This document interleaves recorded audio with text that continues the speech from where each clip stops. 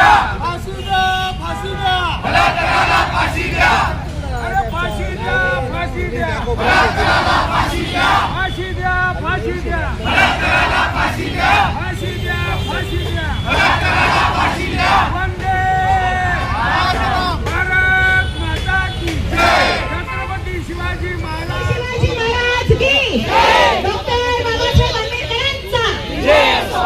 चिमुरडीला न्याय मिळालाच पाहिजे, चिमुरडीला न्याय मिळालाच पाहिजे, नराधमाला फाशी मिळालीच पाहिजे.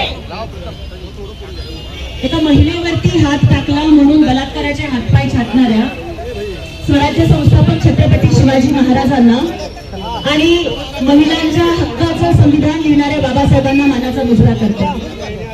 माझी एवढीच विनंती आहे सगळ्यांना की सकाळपासून तुमच्या सोबत आंदोलनात आहे, उन्हात बसली आहे, अजिबात एक मिनिट सुद्धा उठले नाही. त्यामुळे एवढं तरी मी डिझर्व करते की 5 मिनिटं माझ्यासाठी थांबा.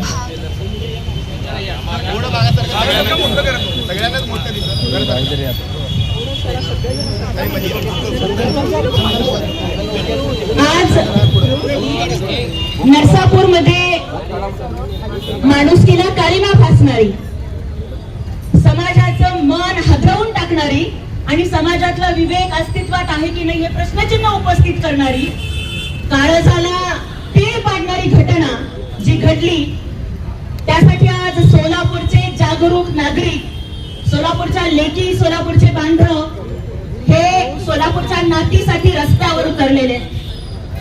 आज कदाचित तुम्हाला सगळ्यांना प्रश्न पडेल की अरे ही तर राज्यसभेची खासदार आहे, सत्ताधारी पक्षाची का आंदोलनात आली आहे. पण मी सांगतेय की जर कुठल्याही लेकीवरती जर अत्याचार होत असेल, कुठल्या नातीवरती बलात्कार होत असेल, कुठल्याही बहिणीवरती अत्याचार होत असेल, आमची सत्ता, आमचा पक्ष, आमची पद, आमच्या खासदारक्या बाजूला ठेवून तुमच्या सोबत रस्त्यावर लढायला उभी आहे, हा विश्वास देण्यासाठी मी इथे बसली आहे. मागच्या 1.5 ते 2 तासापासून 10 वाजल्यापासून आम्ही सगळ्या जणी बसलोय. वरून ऊन आहे, खाली डांबराचा रस्ता तापतोय, आम्हाला चटके बसतायत.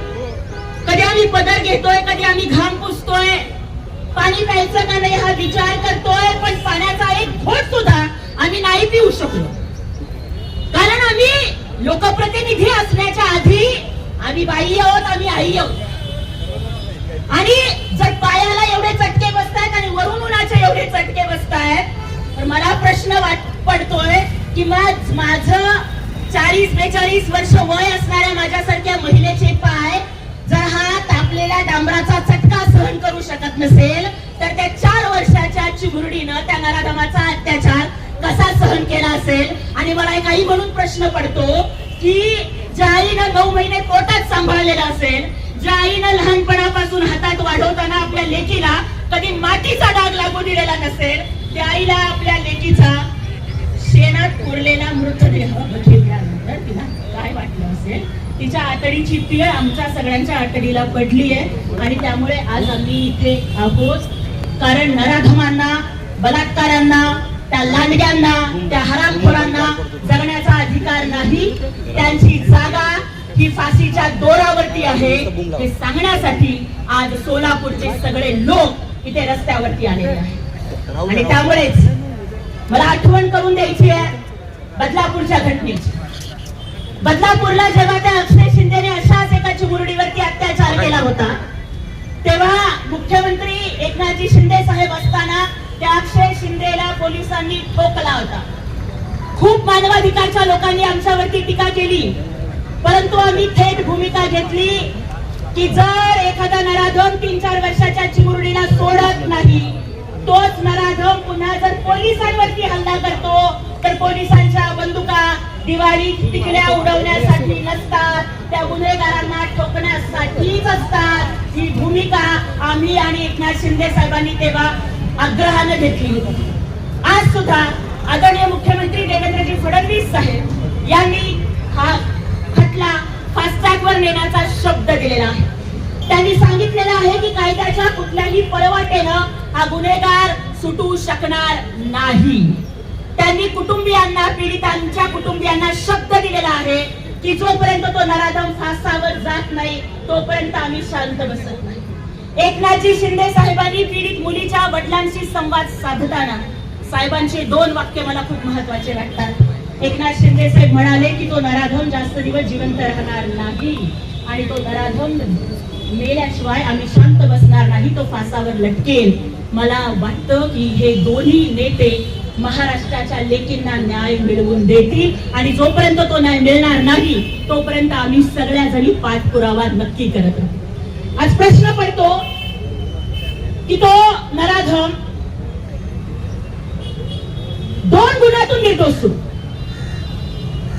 पहिला गुन्हा 1998 ला होतो, त्यावेळेला त्याचं वय 35-40 वर्षाचं आहे आणि 70-75 वर्षाच्या म्हाताऱ्या आजीवर तो बलात्कार करतो.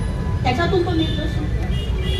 2015 ला स्वतःच्या पुतणीवरती कोयत्याचा धाक दाखवून अत्याचार करतो, पॉस्को लागू होतो, परंतु काहीतरी साक्षीदारांच्या त्रुटीमुळे तो सुटतो.